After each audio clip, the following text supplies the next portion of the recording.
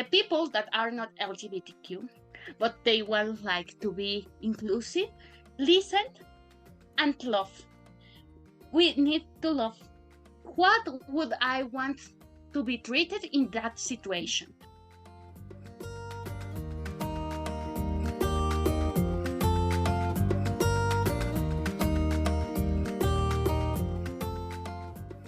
A warm welcome to Young Voices, an intercultural podcast.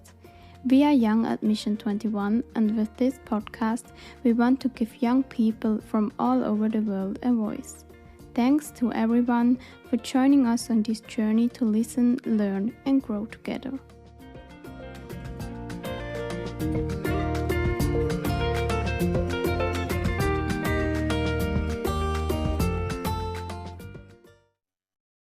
Before we start this episode of our podcast, we would like to give some information about it. We will talk about the topic of LGBTQIA plus people, and we will talk about their situation in society and churches. So we know that people can be personally affected by this topic, or also we know that maybe people are listening who have not heard about this topic at all. So if you don't feel ready to do that on your own, maybe do it with someone who can give you support.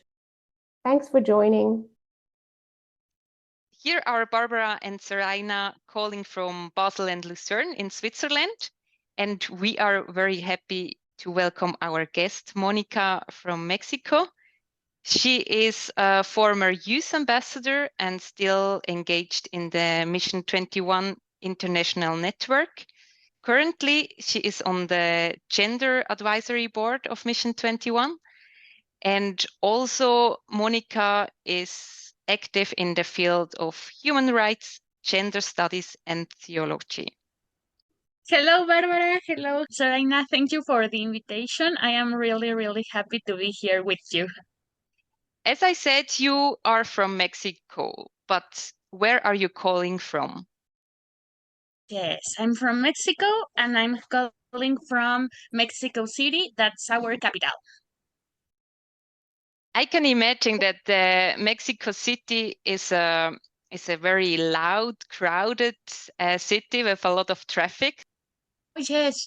Here it's a really mess. It's a huge city with a lot of people. So every time like you are with a lot of people, it's really crowded, and it's really difficult, for example, to travel from your home to work. I'm using the word travel because it's really terrible for many people. Many people spend 2 hours to arrive to their work and 2 hours to return home.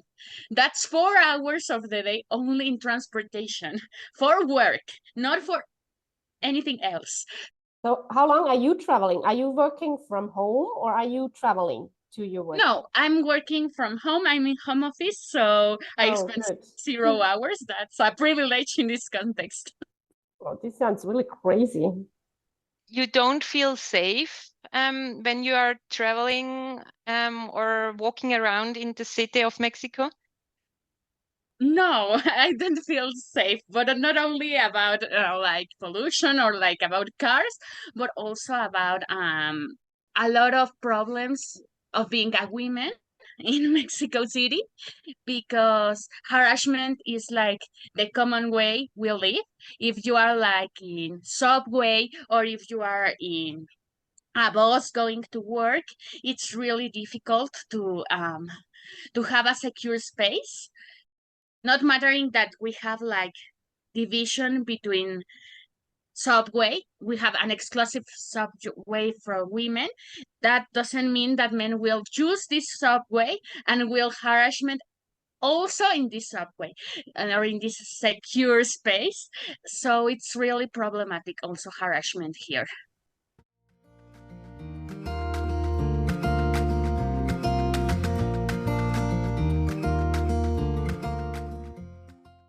So harassment is when women, LGBT community, or any people, it's victim of sexual conduct for some other people.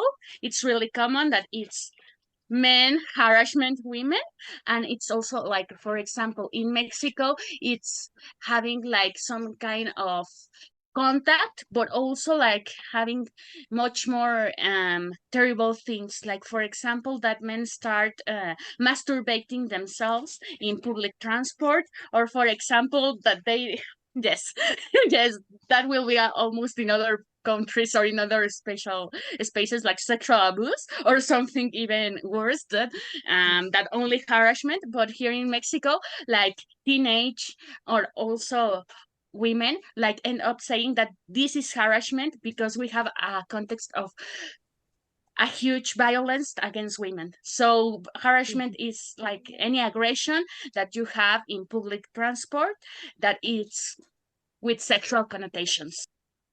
I'm a little bit shocked, kind of. Yeah, me too. Are there any security person in that special area of the subway? Suppose we have like police officers, but it's almost the same as nothing. I need to tell. Many times they don't have any formation in gender studies, so they don't have any idea about what to do. And other times, like from law, if you are victim of harassment, you need to go to the authorities and like write a declaration, and it's really unsense for women because you end up like with all your day off. You don't have to work or with anything, so it's a little bit complicated to do this kind of spaces. And also a really really important problem, it's that many times the aggressors go away. I mean, I'm talking about public transport, so many times it is like but a lot of people there, so you don't know which one was the responsible of what you are living. So that's really really harmful and really problematic.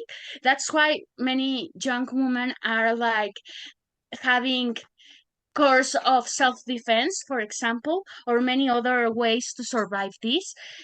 They are also like getting some kinds of guns to deal with it, for example, like electric guns or something like this, to hurt their aggressors and that they can escape. Because also like women disappearization is really common, or for example also um women violation in these spaces. So it's really important to know how to defend, because society is really like, they don't consider it a valid. They also like end up saying that it's your fault because you have a skirt or because you have that or that plus. But the truth is that all women in Mexico have experienced harassment, and many of them like are with pants or doing exercise. I mean, not, it isn't about clothes, it's about culture, it's about property and about other things. Do you then have like courses in self-defense in school, or is it something in addition you have to do? It's in addition, it's in feminist space. In schools we don't have it. In schools we don't have gender. In schools we don't have anything about it. We only have Spanish lessons, and if the students are privileged, they have also English lessons, but in the most cases are only Spanish lessons.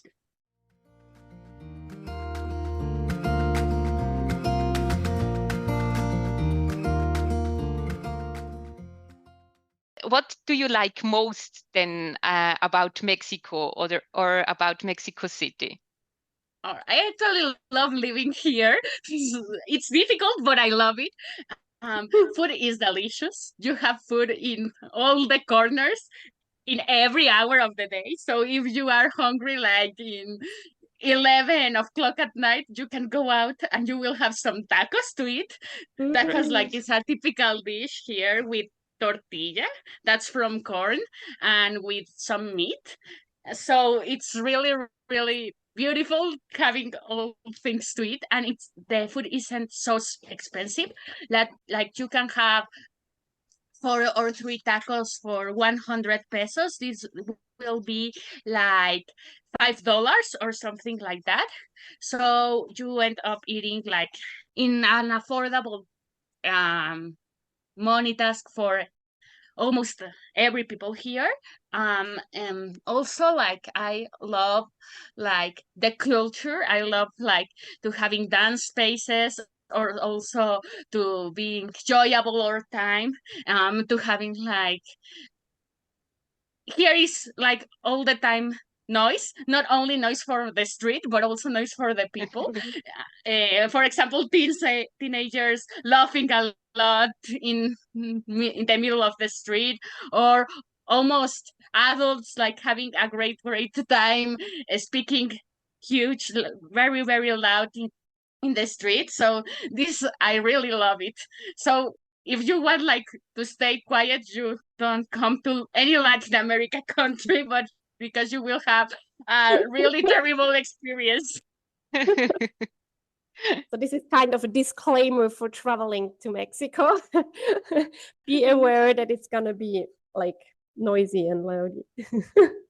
You said you like the food in Mexico.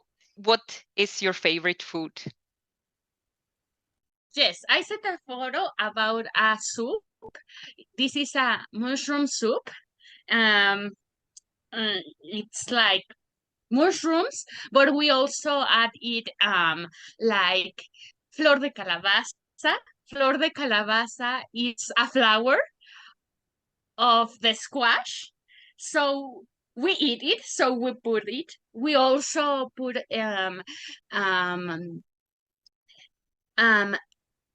one thing that burns in the corn that many people don't eat it because it's the hongo.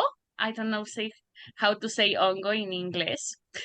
Well, it's something that many people think that you cannot eat, but it's really really delicious. And we mix it all and we make like this kind of soup, and we eat it when we have cold.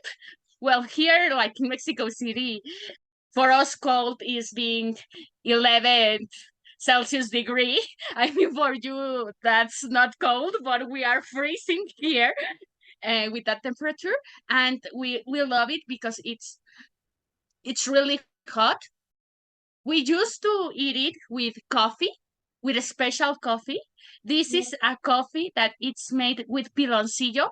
Piloncillo is like sugar, and also with other like Mexican stuff.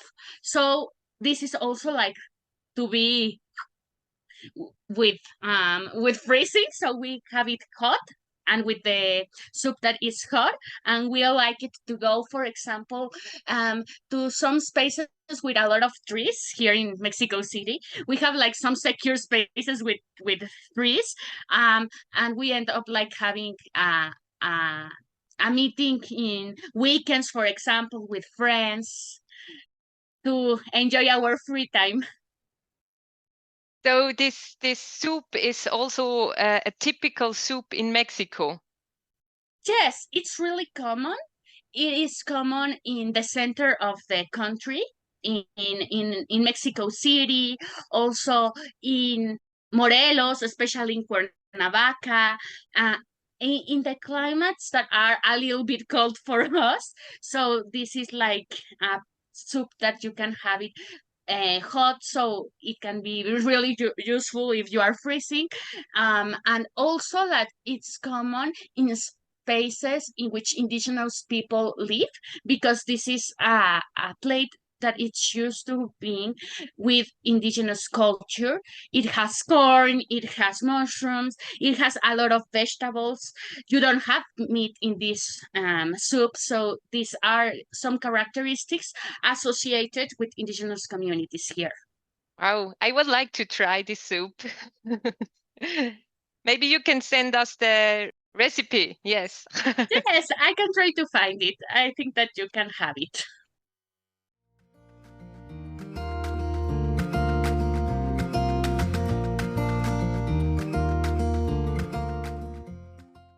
I prepare a song that I use also like in activism.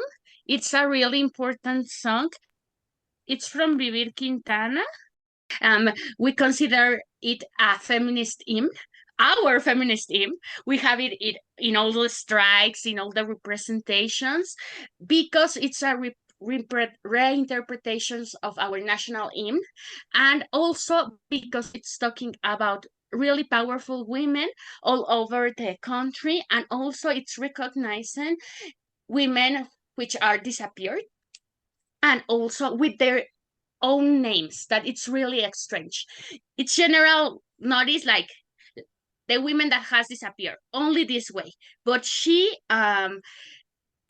takes the time to name all of the most important cases. So it's really powerful, the song. And also because she wrote it in a special moment in which Mexico was having a really, really powerful crisis of women disappearization in almost all the country. Now we have the same crisis, but the level of the crisis is less than in that period. When was this song written? Like 4 or 5 years ago. It's really recently, the song. And we like the power in Mexico don't believe women when they like make an announce on when they have like some problem with gender in their works. So in that period of time, an authority make a really terrible declaration about a case of rape.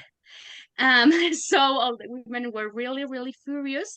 And part of this furious was the song that Vivir Quintana wrote. Wow, thank you. I think this is also a song that is fits perfectly in the topic you like to talk about. I think you said that you like to talk about LGBTQIA+. Is that right? Yes, that's right.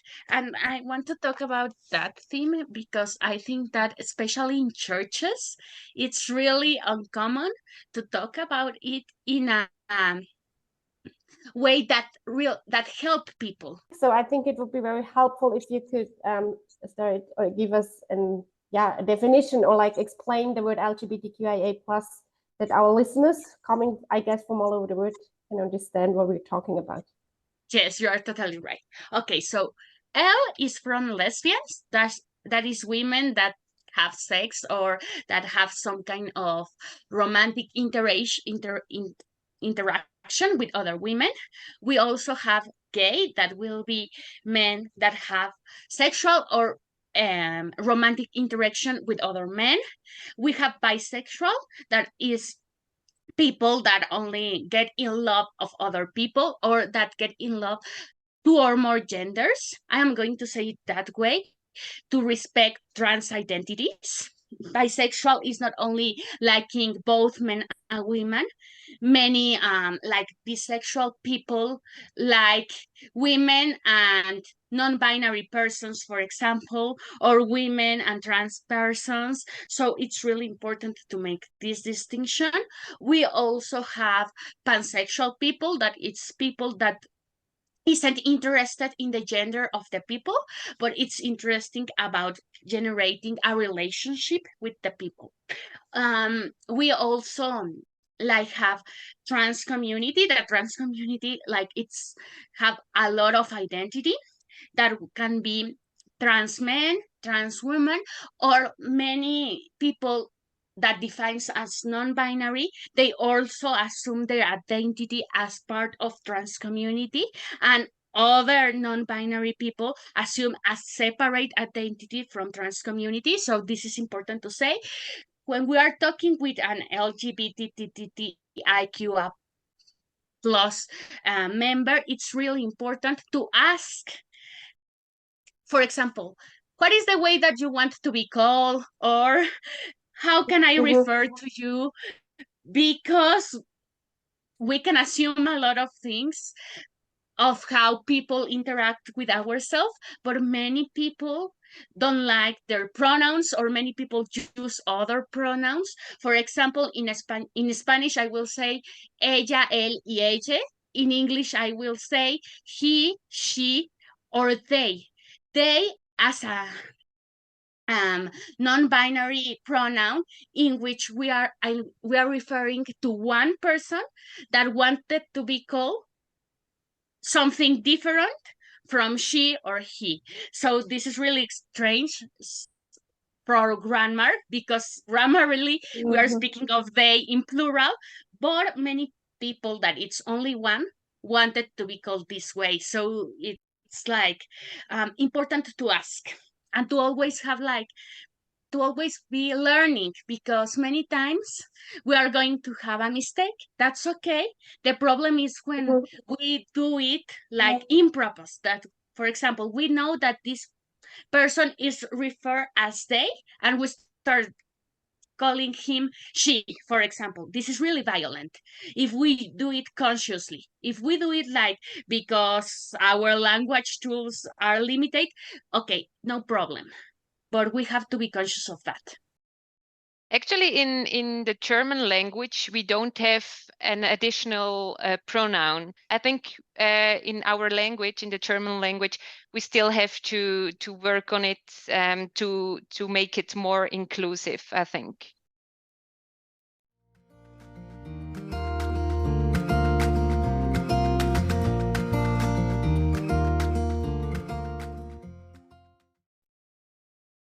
And now I wonder, how are you active in this field? Yes, well, I am active in this field, making some kind of workshop in religious contexts.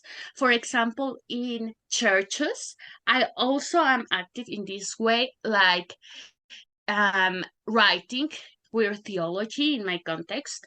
Also, like what I do is give my cell phone to a lot of youth and kids that needs help in their own religious spaces, and I start like talking with them and having small conversations, because here in Mexico it's really common that LGBT plus Christians end up suiciding because God doesn't love them because of their sexual orientation or their gender.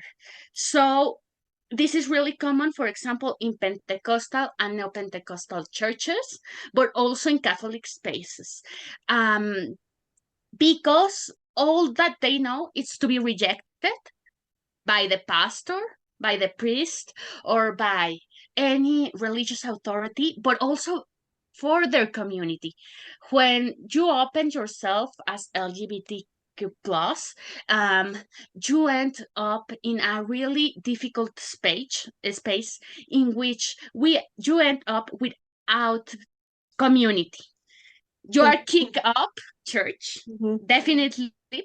So it's really difficult to afford that reality.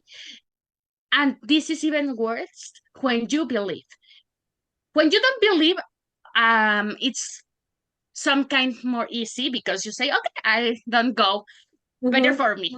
But when you believe, it's really a terrible situation, because you end up like away from your secure space and from your community. And when you start like in LGBT spaces, you will discover that LGBT people don't really like religion. So it's really problematic to end up saying in that spaces, I'm Christian or I'm Catholic, because they will say, oh, then you hate us. Oh, then you are incongruent. You need to get away, God. And the problem is that many people, including me, for example, don't want to leave God. And this get really, really a harmful relationship, not only between church and LGBTQ spaces, but with yourself, because you end up divided. I am Christian, but I cannot be queer in Christian space. I am LGBT, but I cannot be LGBT in this space. So you end up with a really identity problem and you end up like having no spaces. So many of these child feel really, really alone and end up like saying, I don't want to live. Another really important problem is that many times that's really common with trans women and with gay men. Many times they like end up don't wanting to get examined for an HIV diagnosis, for example, because about all the prejudices that are in churches. So other really common way to end up with LGBTQ lives in church context is that they end up with SIDA and without having like any space to survive in Mexican health system because of this kind of speech. Other important thing is that also LGBTQ people, if they have other disease, they end up saying that the disease is the cause or is the effect of being LGBT.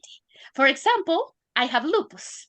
So when I got the diagnosis, in church, they end up telling me that lupus was a demon in a Catholic church, not in a Neo-Pentecostal church, no, in a Catholic, that lupus was a demon of my lesbianity.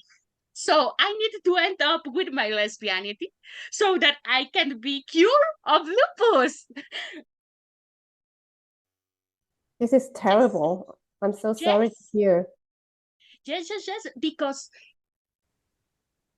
I mean, I rationally don't believe that. But in a moment, in a really harmful moment for me when I was diagnosed by a really terrible disease like can be lupus, and I go to church for dealing with the situation, church says to me, no, darling, lupus doesn't exist. What exists is lesbianity. So your problem is your sexual orientation, no what you have. So this is really terrible because many LGBT people assume that that's true. And first of all, they end up with their LGBTQ practice, but worst, even worse, they end up without medication. Many people say, okay, lupus is a demon, so I am not going to practice my lesbianity, and God will heal me. And then I don't need my immunosuppressores, my medicines. I don't need my medicines. And I will end up having a lupus crisis even worse because I really need my medicine because lupus exists. But that kind of speech is really harmful and it's really present in our churches. Not only Pentecostal, that is like the typical demon church, but also like in historical churches, like Catholic Church, in which I assume I wouldn't listen to that speech, but that was the place where I listened to it. But are there also like open churches where the LGBT community is welcome and you don't have this demonization? Yes, actually, I have been pastor of one. We say here inclusive churches, not open churches, but inclusive churches. I have been pastor of one. We have, for example, MCC, in Spanish will be ICM. That's a ministry that comes from United States of America, and we have here some really local and small churches.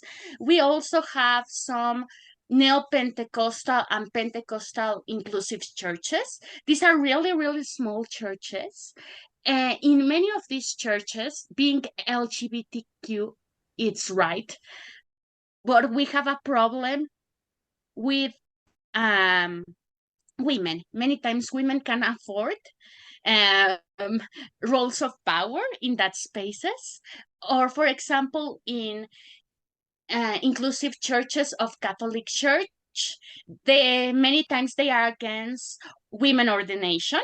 So yes, they are not like almost 100% secure space. Also, like for trans identities, it's not so easy and open church or inclusive church, because it's really common that some pastors that are inclusive pastors say that God created you men or women. So being something else is not part of God's creation.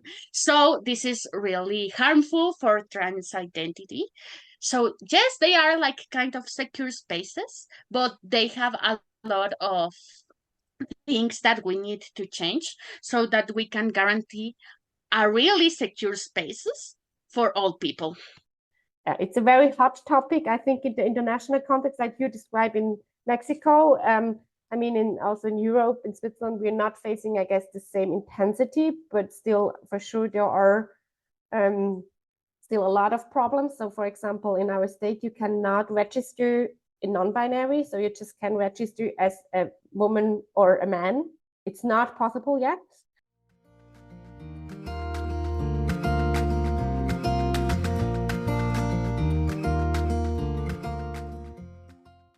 So this is also like really important, like to say to the people, what can I do so that you can feel secure? Because many times we have like a lot of ideas, but many times we need other things. For example, in Mexico, many people that end up in an inclusive church, they will say, I want to return to my church, not to this space that you create because we are rejected. I want to be in my church. But being in your church involves being discriminated.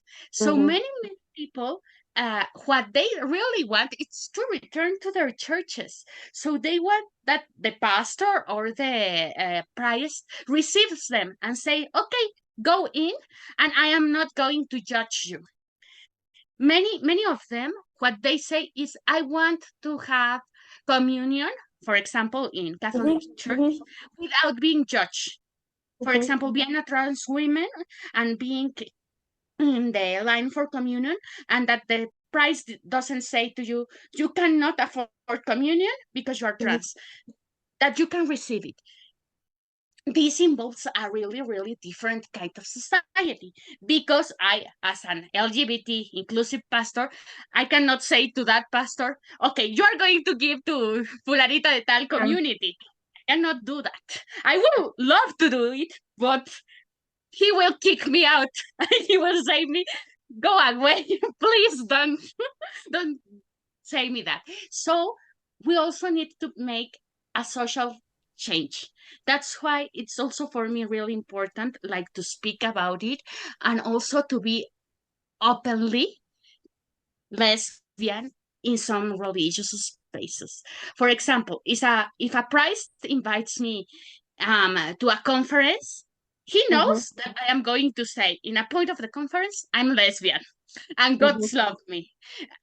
If he wants to assume that I am going to say that, he can invite me. If he doesn't want to have that speech in its church, okay, bye-bye. You can have another person to talk about that theme, but not me. So this is also political, so that we can afford really a change. Because, for example, for me, it's a theme that I have worked in it a lot, and that I have spent like almost all my life thinking about it and trying to recognize it and trying to be okay with it.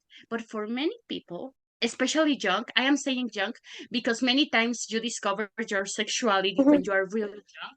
So for many young people, it's really difficult because they end up thinking that they are the only queer people in church, and that doesn't right. Yes, absolutely. What would you recommend LGBT people or all the people, or what do you want to say to them to support them? For LGBT Christians, I always say that no matter what religious authorities say to them, we are daughters as sons of God, and that really love us, so we can be ourselves without any problem. I also remind them that they are open churches, inclusive churches, and other spaces in which they can go to have like a speech. And I also really say that to them what I need in that moment. That is, God loves you. Only this, God loves you. And for the people that are not LGBTQ, but they want like to be inclusive, listen and love. We need to love. What would I want to be treated in that situation? For example, if I'm a parent, what would I feel if my teen end up being queer and he or she or they feel rejected in their secure space because about what they are? So I also want to people to know that almost all of us have an LGBTQ friend or in our family, a family member. So it's really important us to love each other and to end up judging and to be Jesus. Jesus says, come on. It doesn't say, okay, you are queer, you don't come. You are Syrian, you don't come. You are from Mexico, you end up here, and because I don't like you. So we need to be more like Christ because we are Christians. Thank you, Monica. This was very enriching and also very inspiring. I will take with me the words you said, that I want to listen and to love. And thank you, both of you. I think that it's really important to have these spaces, and your disponibility is really great. So thank you for all. And of course, also a big thanks to everyone who listened to us today. And if you enjoyed this episode, make sure to join in next time as we talk to Salome from Switzerland about interfaith encounters and teaching about religion.